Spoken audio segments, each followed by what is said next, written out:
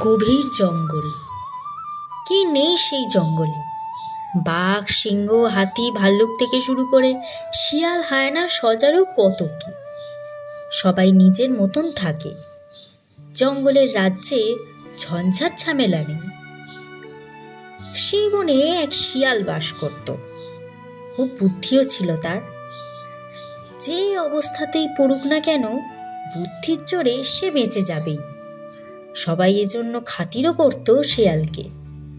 শিয়ালও লেজ ফুলিয়ে অহংকারী মেজাজে ঘুরে বেড়াতো বনের মধ্যে। এমনই একদিন চলছিল সে খাবারের খোঁজে। সেদিন তার ইচ্ছা একটু মুখ বদলায়।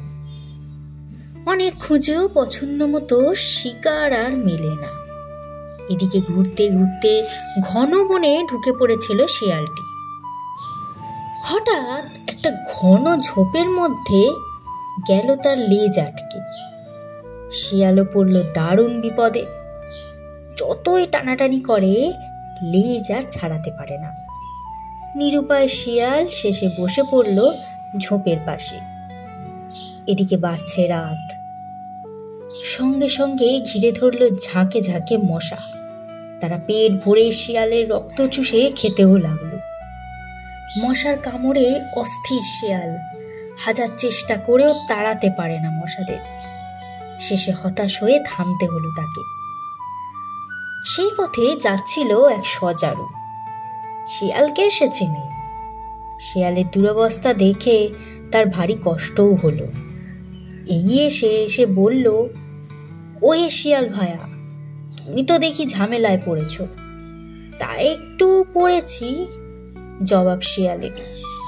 সজারু বলল, মশাগুলোকে কি তাড়িয়ে দেব? তাহলে খানিকটা আরাম পাবে তুমি।